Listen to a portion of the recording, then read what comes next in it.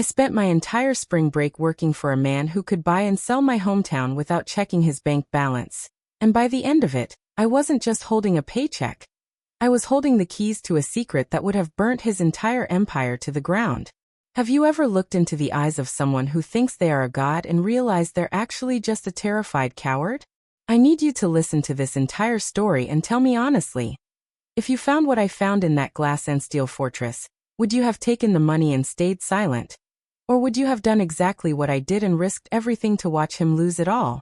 Most kids my age were heading to PCB or Cancun to lose their minds for a week, but I was heading to a private island off the coast of Jupiter, Florida, to intern for Elias Thorne, the tech visionary whose face is on every business magazine in the country. It started as a dream, a one-in-a-million opportunity my guidance counselor practically wept over when I got the acceptance email, but it quickly turned into a psychological thriller that I'm still trying to wake up from. The transition from my cramped bedroom to Thorne's estate was jarring. A private car picked me up, and within hours, I was standing in a marble foyer that felt colder than a morgue. Elias Thorne didn't greet me. His chief of staff, a woman named Marcus who seemed to have replaced her soul with a spreadsheet, handed me a non-disclosure agreement thicker than a phone book, and told me that my job was to be invisible but indispensable. For the first 3 days, I was basically a high-end ghost. I organized digital archives that dated back 30 years, long before Thorne was a household name. I was fascinated at first, reading through his early correspondences and the blueprints for the algorithms that made him a billionaire. He was a genius, there was no doubt about that, but the deeper I dug into the legacy folders, the more the math stopped adding up. I noticed small discrepancies in the early funding rounds, shell companies that seemed to exist only to funnel money from a source that Thorne had spent decades trying to scrub from the internet. The files were a maze of offshore accounts and consultancy fees, paid to people who didn't seem to exist. I spent my nights in the guest wing, which was larger than my entire house, staring at the ceiling and wondering if I was overthinking things. But the numbers don't lie. They were shifting money like a shell game, and the foundation of Thorne Industries looked less like innovation and more like a sophisticated heist. By Wednesday, the atmosphere in the house shifted. The air felt heavy, like the static before a massive storm. Thorne finally acknowledged my existence, inviting me into his private study to help him digitize some physical ledgers he'd kept hidden in a floor safe. This room was his inner sanctum, filled with rare books and artifacts that looked like they belonged in a museum. He was charismatic, I'll give him that. He spoke about disrupting the fabric of reality and building a future for the worthy. But his eyes were always darting to the monitors that lined his walls, tracking global markets in real time. He treated me like a protege for about 4 hours, even sharing a meal with me that cost more than my father's car. He asked me about my goals, my family, and my aspirations for the digital age. It felt like being interviewed by a king. But then he got a phone call that changed everything. His face went pale, a sickly gray color that didn't match his tan, and he rushed out, leaving the floor safe wide open. I knew I should have walked away. I knew I should have just finished my tea and waited for Marcus to dismiss me. But the curiosity that makes me a good student is the same curiosity that almost got me killed. I leaned over and looked at the ledger Thorne had been so desperate to hide. It wasn't just business. It was a map. A map of every person he had stepped on, bribed, or ruined to get to the top, including a list of names under a heading titled, The Founder's Debt. One of those names was my grandfather's. To understand why this hit me like a physical blow, you have to understand my family history. My grandfather, Arthur, was a brilliant programmer back in the late 80s when the internet was still just a whisper of what it is today. He spent his final years in a tiny, one-bedroom apartment that smelled like mothballs and regret. He used to sit me down and tell me stories about the golden algorithm, a piece of code that could predict consumer behavior with terrifying accuracy. He claimed he built it with a partner in a garage in Palo Alto, but that the partner had filed the patents behind his back and threatened him with a team of lawyers he couldn't afford. We all thought he was just another bitter old man who had missed his chance at the American dream. We told him to let it go. We even joked about his imaginary billions when the bills got tight.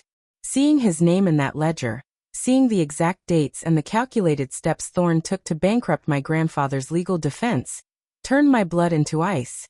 There were notes in the margins, cruel little observations like, Arthur is weak, and legal pressure mounting, he will fold by Christmas. I wasn't just looking at business records. I was looking at a crime scene where the victim was my own blood. My grandfather wasn't crazy. He was a victim of a systematic character assassination. I spent the next 2 hours frantically using my phone to take photos of every single page. My hands were shaking so hard I dropped my phone twice, the sound echoing like a gunshot in the sterile room. Every time a floorboard creaked or the wind hit the glass panels of the study, I nearly jumped out of my skin. I found more than just the patent theft. I found records of hush money payments to former employees who had witnessed Thorne's early unethical data mining. I found emails where he discussed neutralizing competitors by buying their debt, and then calling it in all at once. There was a section on political lobbying that looked like a grocery list for senators. The man wasn't a visionary. He was a vulture who had picked the bones of better men to build his nest. I managed to get everything back in place just seconds before Marcus walked in to tell me that Mr. Thorne would be unavailable for the rest of the week, and that my internship was being cut short with full pay. They were trying to get me out of there before I smelled the smoke, but they didn't realize I was already carrying the fire with me. As I was being escorted to the car, Thorne appeared at the top of the grand staircase. He didn't say a word, but he watched me with an intensity that made the hair on my arm stand up. It was a look of pure, predatory suspicion. He knew something was off.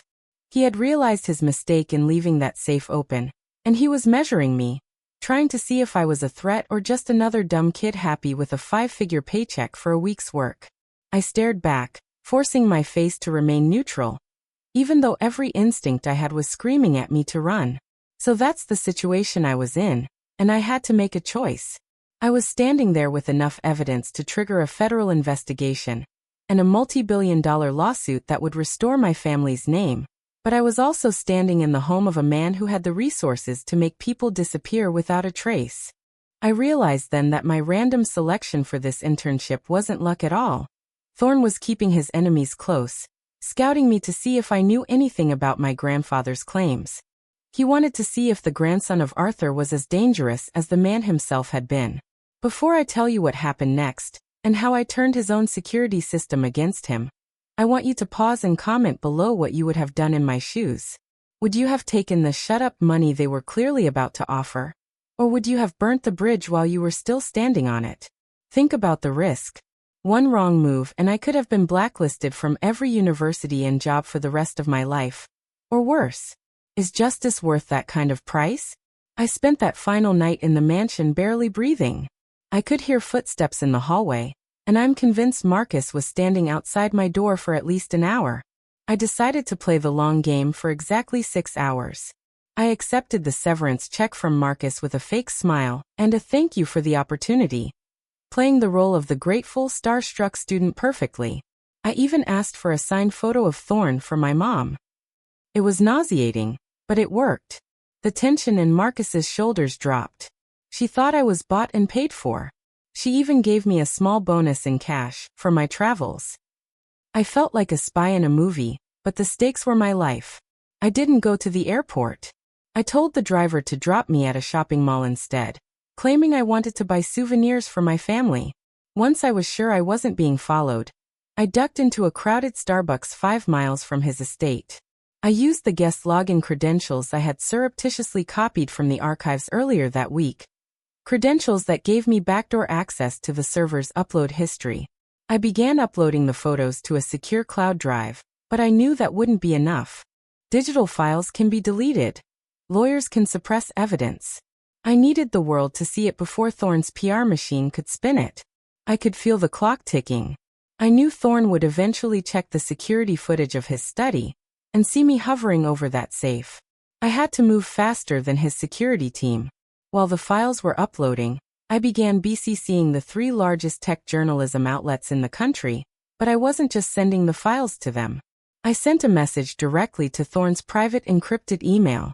I told him that I was at the airport, and that if I didn't receive a public acknowledgement of my grandfather's contribution to the original source code within 24 hours, the legacy folders would become public domain. It was a gamble. I was a teenager in a hoodie playing poker with a titan, and for a second, I thought I had lost. The silence from his end was deafening, but then the world exploded. The response was immediate and terrifying. My phone started ringing incessantly from restricted numbers. A car that looked exactly like the one that picked me up from the airport began idling outside the Starbucks, two men in dark suits sitting inside. They weren't there to talk. They were staring through the glass, waiting for me to step out into the parking lot. My heart was pounding so hard I could feel it in my throat. I realized then that I couldn't just leak it. I had to make it a spectacle. If I stayed in the shadows, I was vulnerable. If I stepped into the light, I was protected by the eyes of the public. I pulled out my second phone, the one I hadn't given the house's Wi-Fi password to, and I went live on 3 different social media platforms at once. I sat in that brightly lit coffee shop, surrounded by unsuspecting tourists, and I began to talk. I held the printed ledgers up to the camera. I had run to a nearby print shop while the files were uploading, and I explained exactly who I was and what Elias Thorne had done. I read out the names of the founders he had robbed. I showed the signature of my grandfather next to the fraudulent patent dates. I detailed the shell companies and the offshore accounts. The Billionaire intern story went viral within minutes. The numbers on the screen were climbing so fast I couldn't keep track. 10K, 50K, 200K people watching in real time. Comments were flying in from all over the world. People were tagging news anchors, tech experts, and even the Department of Justice. By the time Thorne's legal team could file an injunction or send a cease and desist, the images were being mirrored by thousands of users across the globe. I was being shared on Reddit, Twitter, and TikTok simultaneously. The cat wasn't just out of the bag, it was hosting a parade. The men in the suits outside stayed in their car, realizing that if they touched me now, it would be captured by 500,000 people on a live feed. The climax came that night when the police arrived at my hotel. Not to arrest me, but because the media frenzy had become so intense they were worried about my safety. Thorne's team had tried to call in favors, trying to claim the documents were forged or that I had stolen national security data, but the digital timestamps on the archives I'd accessed during my internship proved otherwise. He had given the invisible intern the keys to his own destruction because he was too arrogant to believe a kid could understand the complexity of his crimes. He thought my youth was a weakness, but it was my greatest strength. I knew how to move through the digital world in a way his corporate dinosaurs couldn't comprehend. The aftermath was a slow-motion car crash for Thorne Industries. Their stock price plummeted 40% in a single week. It was the largest single-day loss in the company's history. Investors panicked as the ethical tech giant was revealed to be a playground for a corporate pirate. A class action lawsuit was filed by the families of the other founders listed in that ledger, people who had been suffering in silence for decades, thinking they were alone. I became the face of a movement I didn't even mean to start. While Thorne used his wealth and a small army of lawyers to avoid actual jail time, his reputation was permanently incinerated. He went from being a visionary to being a cautionary tale about corporate greed. He was forced to step down as CEO, and a court-ordered settlement eventually transferred a significant portion of the company's original intellectual property rights back to my family's estate. My parents couldn't believe it. They went from wondering how they were going to pay for my college to having more wealth than they knew how to manage. But the best part was seeing my father's face when the news anchor read my grandfather's name as the true architect of the golden algorithm. We bought my grandfather's old apartment building and turned it into a community center for young coders, a place where innovation is protected and shared, not stolen. But for me, the victory wasn't about the money. It was about the moment I saw Thorne's final public statement on the news. He looked aged, broken, and small. The lighting wasn't perfect, his hair wasn't styled, and for the first time, the world saw him for what he was. He wasn't a god. He was just a thief who got caught by a kid on spring break. He tried to offer me a job as a consultant, to keep me quiet after the dust settled, but I blocked his number. Some things aren't for sale. I spent the rest of my break in depositions instead of on a beach, but I've never felt more refreshed. I learned more about the world in those 7 days than I had in 17 years. Looking back, that week taught me that the people we put on pedestals are often just the ones most willing to crawl through the mud to get there. They aren't smarter or better. They're just louder and more ruthless. Power doesn't make you invincible. It just makes the height of your fall more spectacular if someone is brave enough to give you a push. I lost my spring break, but I found my family's justice and a sense of purpose I didn't know I had. I'd do it all over again in a heartbeat. Even with the men in the dark suits watching me from across the street. The truth is a powerful weapon, but only if you have the courage to pull the trigger.